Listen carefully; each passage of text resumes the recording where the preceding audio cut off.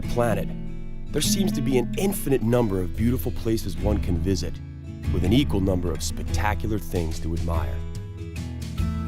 It requires nothing more than a curiosity to observe what is all around you.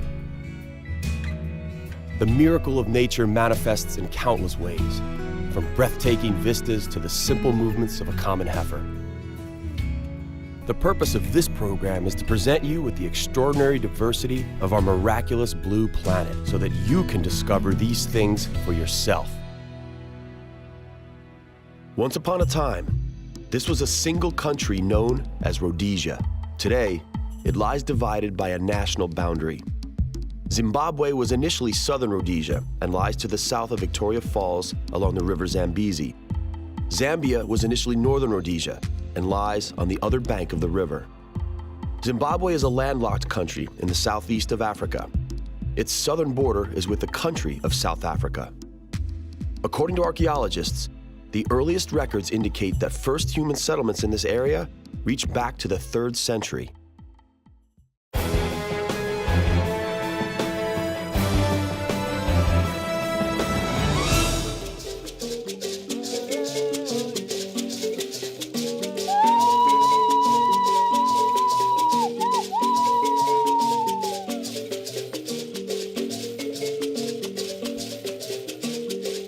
Welcome to Zimbabwe, a country that could have been a real paradise had it not been for a single man, the dictator Robert Mugabe.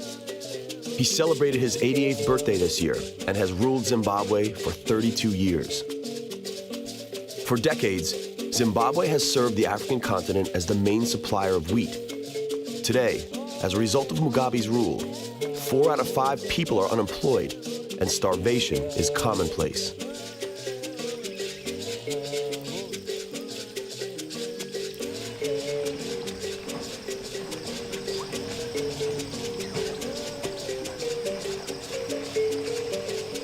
Among other things, Mugabe confiscated the land of white farmers and divided it among people whose loyalty he could depend on, but who were, at the same time, not up to the job.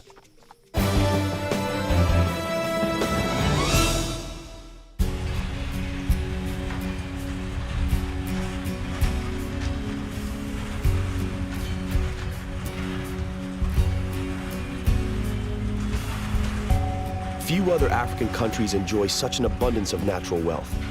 Zimbabwe is rich in gold, coal, chromium, silicon, and nickel.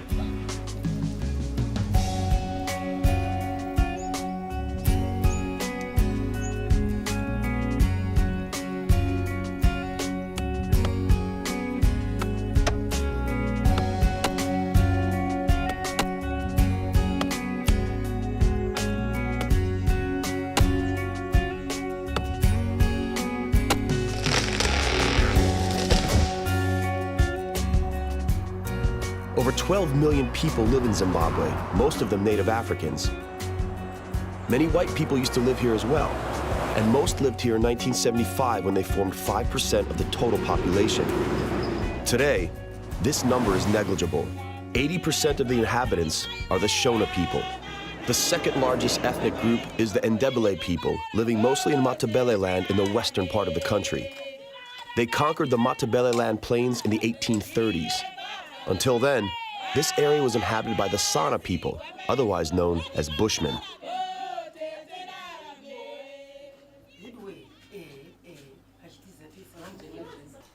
Zimbabwe ranks high in some pretty sad statistics. Life expectancy, for example, has been reduced from 61 to 34 over the last 20 years.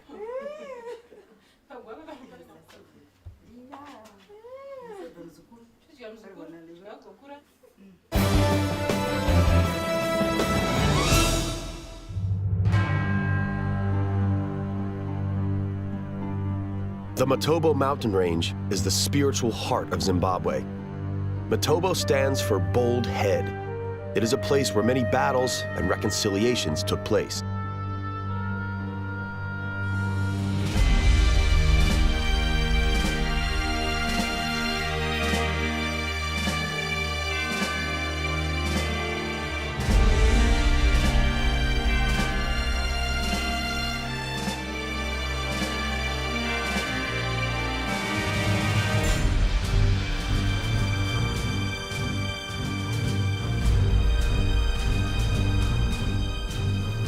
The caves found in the Motobo Mountains hide many mysterious wall paintings depicting hunting scenes. Some are as old as 10,000 years. Human remains and prehistoric tools reaching back 35,000 years were also discovered in these caves. Cecil John Rhodes, a British entrepreneur after whom the country was initially named Rhodesia, has his tomb atop this mountain range.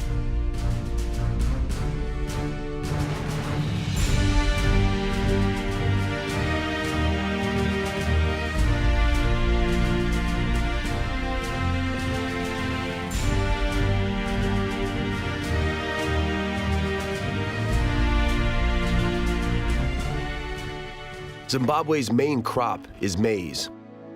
Similarly, as Europe was once saved by American potatoes many centuries ago, Zimbabwe is kept afloat thanks to maize, also originally from America. Mr. Matuta's motor mill is an important venue for villagers from near and far who grow corn on their meager plots. They come bearing sacks of the crop, and the mill's employees rapidly turn it into the much-desired maize flour.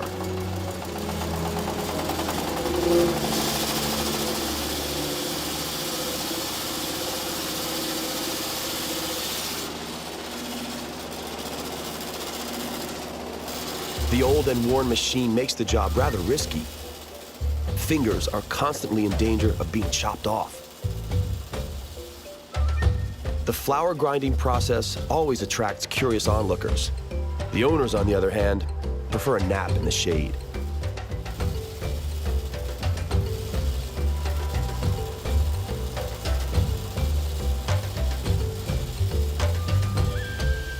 The flour is ready, and the pleased owner heads home.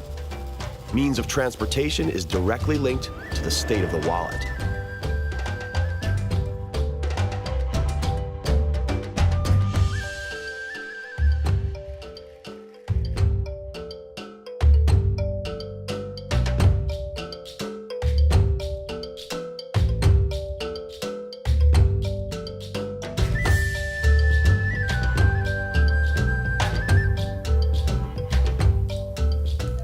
Sadza is Zimbabwe's national dish. It is a thick maize puree. In slightly varying forms, it's the staple food of more than half of the African continent. Mrs. Constance Matuto prepares some in her clay kitchen. When seasoned with a little oil and spices, it makes for a tasty and nourishing meal. Cutlery is nowhere to be seen, but the crockery is lovely.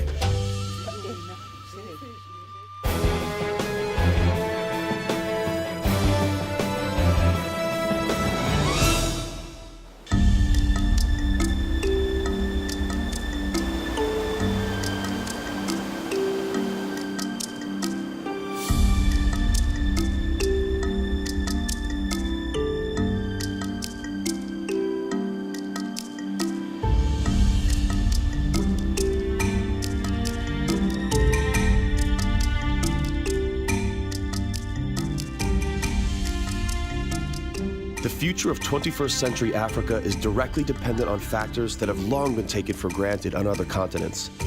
Enough quality schools to ensure education and adequate supply of water, respectively. Water is abundant in Zimbabwe, particularly during the rainy season. Drinking water, however, remains scarce. It is fetched from wells that are few and far between. The situation is made significantly worse during the dry season when sources dry out. Bad times set in for all living creatures, people, cattle, and wild animals alike.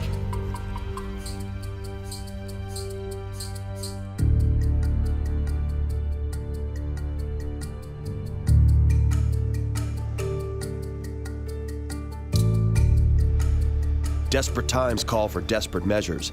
The locals make decisions that may seem unusual to us. One such measure is making use of the so-called rain whisperer. Fitting equipment is required for the job in the form of a magic staff, black skirt, and a hat made from monkey and civet hide.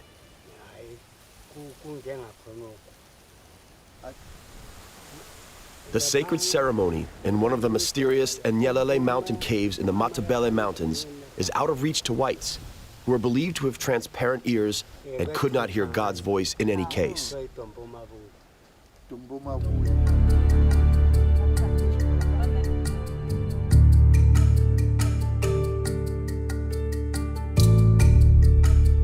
seems that God has been merciful, just like every year at the onset of the rainy season. After all, who cares whether the rain was brought by nature or by supernatural forces?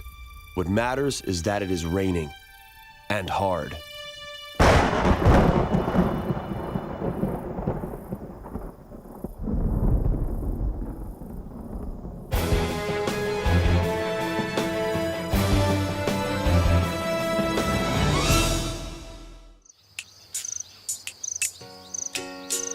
The rain has ceased. There is a rainbow, and the endless pastures of the Hwange National Park are lush and green.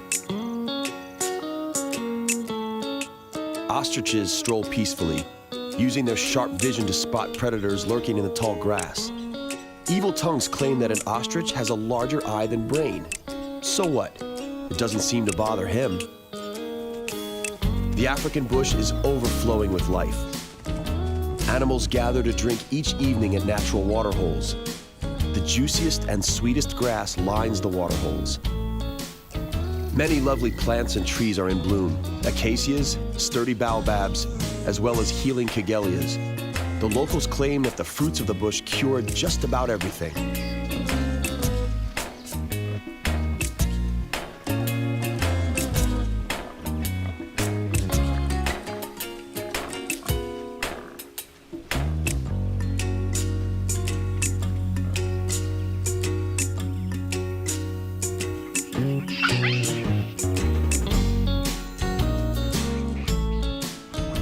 The diversity of life here highlights the intricacy of the ecosystem and the importance of every animal. This is the time to slow down and really look around.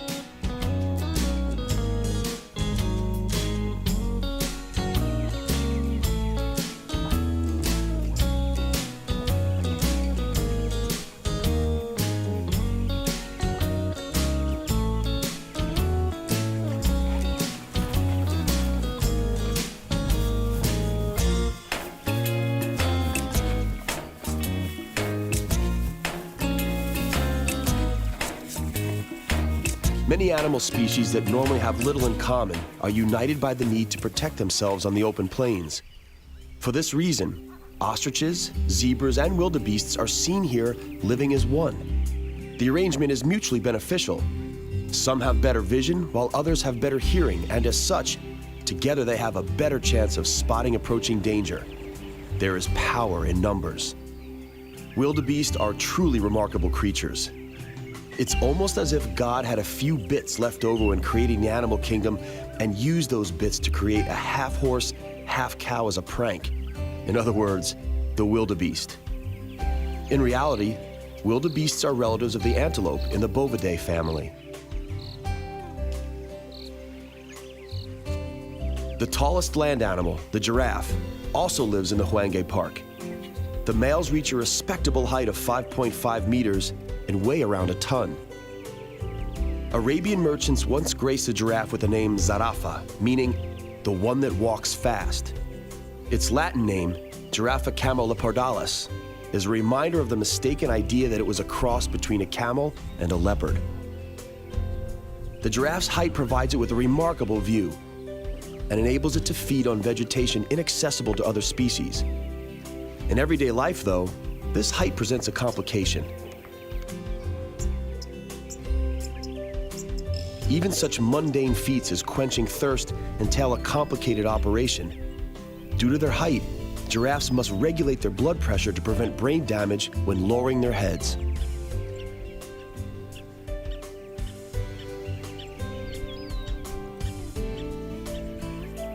Pride of the Hwange National Park is the rhino.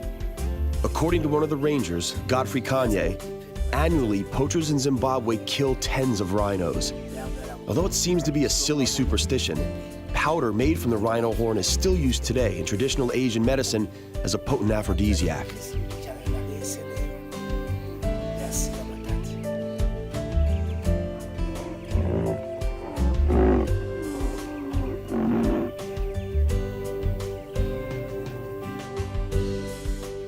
The rhinoceros, together with the elephant, rank among Africa's mightiest animals.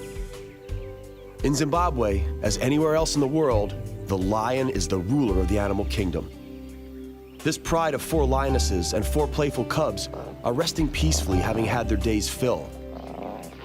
A curiosity is an electronic collar worn by one of the lionesses, which enables scientists to monitor the movement of this pride while in the bush.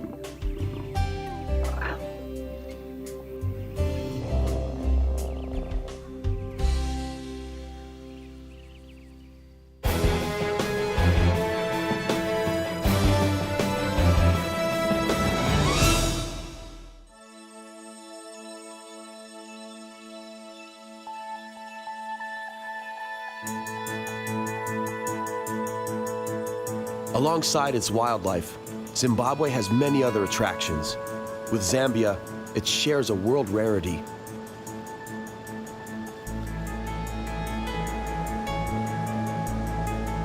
In the Ndebele tongue, it is called amanza tunkayo, meaning water falling upwards. Such a unique sight is to be seen at Victoria Falls.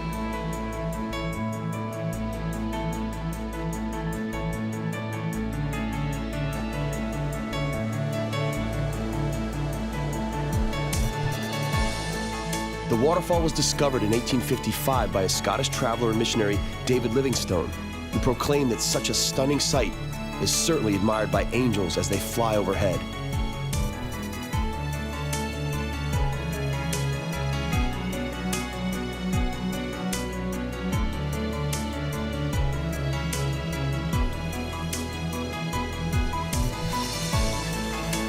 The waterfall was named in honor of the Queen of England, Victoria.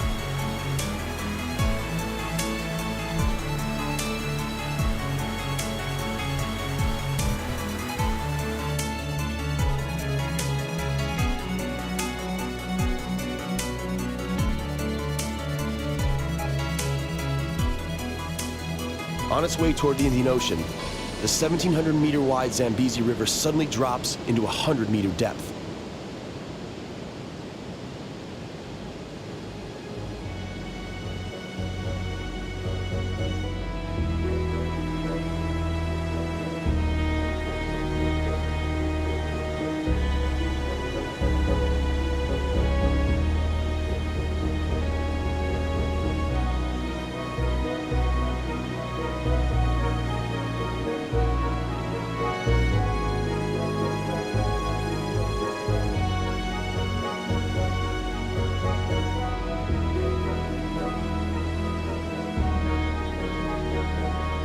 The spray is propelled through the canyon as if driven by a huge fan, and thus the effect of rising water is created. During the rainy season, when 10,000 cubic meters per second flow through the river, the spray reaches 500 meters high.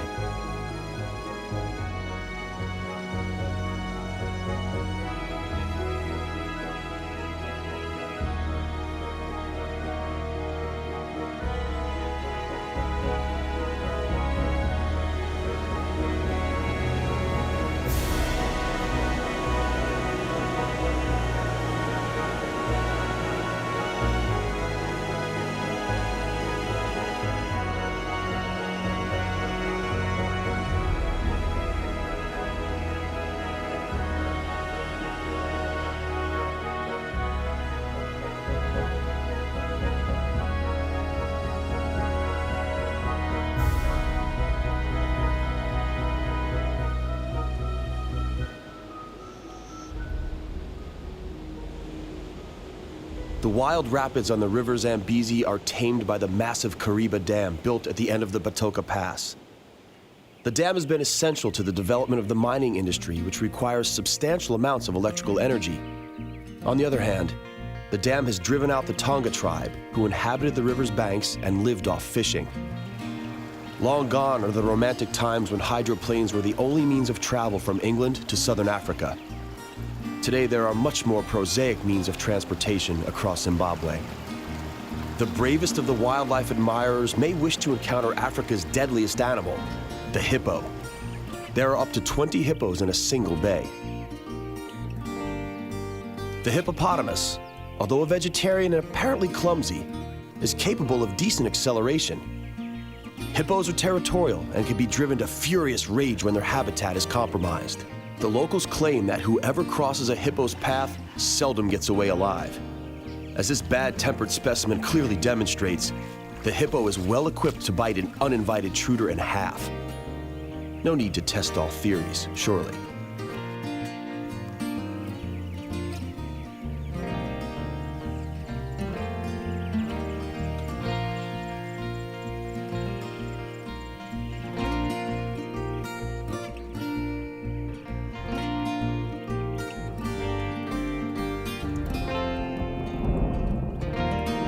A storm is headed our way.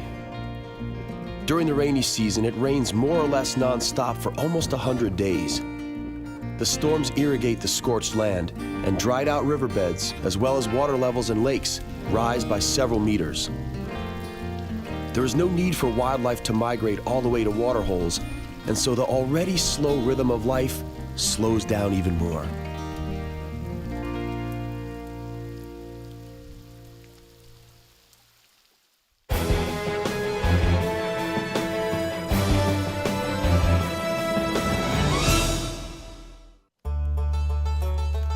These little hunters have caught meat for lunch in the form of some unappetizing-looking frogs. The housewives blanch the frogs alive. Then they are cleaned, gutted, and slow-cooked in brine until tender. It makes for an unattractive dish, but one that would probably work well in a French restaurant.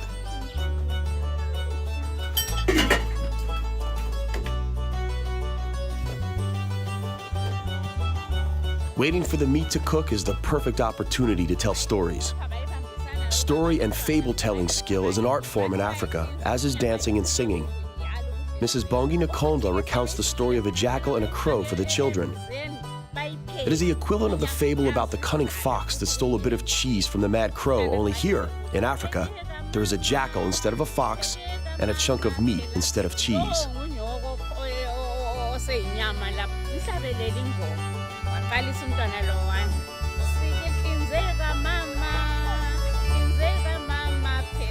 The frogs are done, and everyone awaits a piece of the delicacy. Lack of foodstuffs is a problem in Zimbabwe. The people in the famine-stricken areas, and the children in particular, are dependent on foreign aid. These kids count among the luckier ones.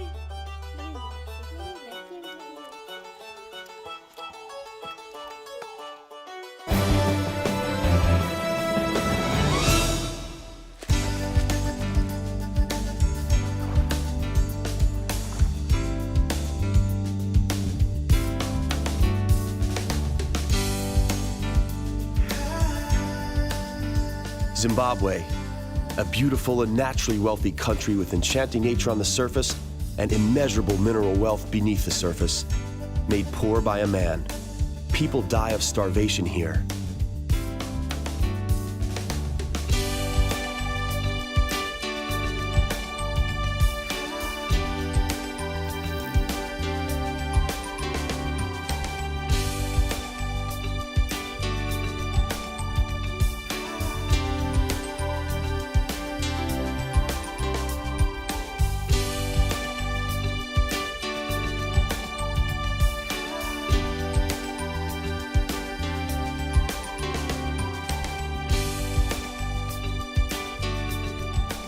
Let us pray that this splendid part of Africa has happier times and wiser rulers in store for it.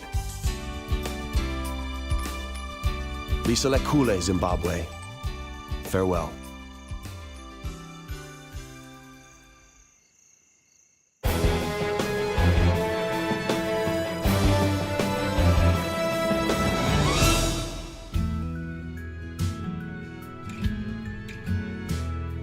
Our journey to the miraculous nooks of our planet comes to an end for now. On the next exploration of our compelling and bountiful planet Earth, we will visit the Canary Islands.